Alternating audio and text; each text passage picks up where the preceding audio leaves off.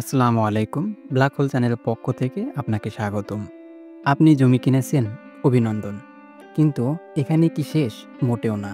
জমি কেনার পর কিছু গুরুত্বপূর্ণ কাজ থাকে যা না করলে ভবিষ্যতে বড় সমস্যা হতে পারে। আজকে আমি আপনাকে দেখাবো জমি কেনার পর করণীয় ৭টি গুরুত্বপূর্ণ কাজ। এ একটাও মিস করবেন না, কারণ প্রতিটা ধাপ আপনাকে আইনি ও বাস্তবিক ঝামেলা থেকে রক্ষা করবে। চলুন শুরু করা যাক।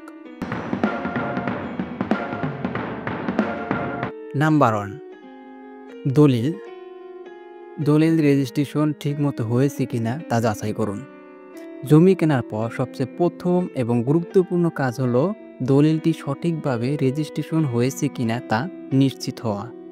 সাব রেজিস্ট্রি অফিসে গিয়ে আপনার দলিল নাম্বার দিয়ে চেক করুন, কিংবা অনলাইন প্ল্যাটফর্মে যাচাই করতে পারেন।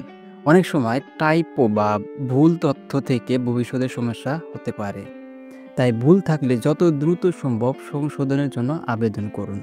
মনে রাখবেন, দলিলই আপনার মালিকানার মূল প্রমাণ। নাম্বার 2, নামজারি বা মিউটেশন সম্পন্ন করুন। দলিল করার পরে আপনাকে পরবর্তী ধাপ করতে হবে নামজারি, যাতে সরকারিভাবে আপনার নাম জমির রেকর্ডে যুক্ত হয়। অর্থাৎ আপনি যে জমির মালিক এটা সরকারিভাবে প্রমাণ হবে। এটি করতে পারেন ইউনিয়ন ভূমি অফিসে গিয়ে বা অনলাইন ভূমি সেবা প্ল্যাটফর্মের মাধ্যমে। আবেদনের সময় লাগবে দলিল, খাজনার রসিদ, আবেদনপত্র এবং প্রয়োজনীয় ফি। নামজারি ছাড়া আপনি ভবিষ্যতে জমি বিক্রি, নির্মাণ, অনুমোদন, ব্যাংক ঋণ কিছুই করতে পারবেন না। সুতরাং আপনাকে নামজারি বা মিউটেশন অবশ্যই করতে হবে। 3 নাম্বার, খতিয়ান ও মৌজা ম্যাপ সংরক্ষণ করুন। আপনার জমির আইনগত অবস্থান বোঝার জন্য খতিয়ান এবং মৌজার ম্যাপ সংরক্ষণ করা অত্যন্ত জরুরি। খতিয়ানে আপনি জমির মালিকানা, দাগ নাম্বার, জমির শ্রেণী, আয়তন ইত্যাদি বিস্তারিত তথ্য পাবেন। আর মৌজা ম্যাপে জমির অবস্থান, আশেপাশের জমির সীমানা, রাস্তা, নদী ইত্যাদি দেখানো যায়। এটি ভবিষ্যতে জমির সংক্রান্ত বিরোধ এবং সীমানা নিয়ে সমস্যা পড়লে কাজে আসবে। নাম্বার 4, জমি পরিমাপ করিয়ে সীমানা নির্ধারণ করুন। অনেক সময় দলিলে উল্লেখিত আয়তন আর বাস্তবে মেলে না, তাই প্রফেশনাল সার্ভেয়ারের সাহায্যে জমি পরিমাপ করিয়ে নিন। সঠিকভাবে সীমানা নির্ধারণ করলে ভবিষ্যতে প্রতিবেশীর সঙ্গে জমির সীমানা নিয়ে ঝামেলা পড়বেন না। সরকার অনুমোদিত সার্ভেয়ার বা ভূমি অফিসের মাধ্যমে এ কাজ করলে রেকর্ড থাকবে, যা আইনি ক্ষেত্রে কাজে আসবে।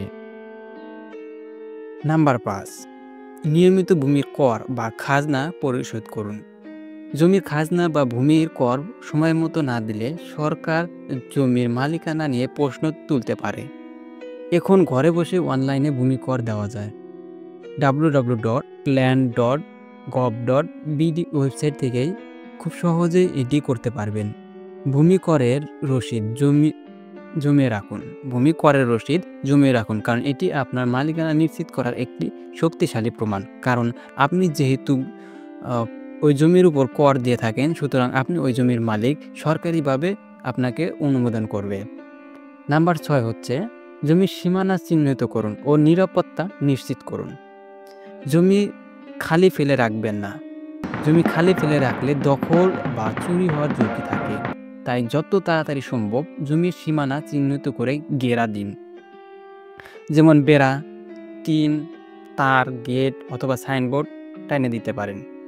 প্রয়োজনে সিসিটিভি বা কেয়ারটেকার রাখার ব্যবস্থা করতে পারেন। এতে জমির নিরাপত্তা বাড়ে। তেমনি আপনি দেখভাল না করলেও নিশ্চিত থাকতে পারবেন। নাম্বার 7, জমির ভবিষ্যৎ ব্যবহার পরিকল্পনা করে রাখুন। জমি কিসের জন্য কিনেছেন? চাষাবাদ, বাড়ি নির্মাণ, ব্যবসা নাকি অন্য নিয়োগ? পরিকল্পনা না থাকলে জমি পড়ে থাকবে আর আপনি কোনো উপকার পাবেন না। যদি নির্মাণ করতে চান, তবে প্ল্যান অনুমোদন, বিদ্যুৎ, পানি সংযোগ, রোড অ্যাক্সেস এসব নিয়ে আগেই চিন্তা করুন। পরিকল্পনা থাকলে সময় ও অর্থ দুটাই সাশ্রয় হয়। এই ছিল জমি কেনার পর করণীয় 7টি গুরুত্বপূর্ণ ধাপ। আপনি যদি এগুলো ঠিকভাবে অনুসরণ করেন তাহলে ভবিষ্যতে জমি নিয়ে কোনো আইনি বা বাস্তব জটিলতা পড়বেন না। ভিডিওটি যদি আপনার উপকারে আসে তাহলে অবশ্যই লাইক দিন এবং চ্যানেলটি সাবস্ক্রাইব করুন আরও গুরুত্বপূর্ণ তথ্য পেতে। কমেন্টে লিখে যান আপনি এই ধাপগুলোর মধ্যে এখনও কোনটি করেননি। ধন্যবাদ, ভালো থাকবেন। আসসালামু আলাইকুম ওয়া রাহমাতুল্লাহ।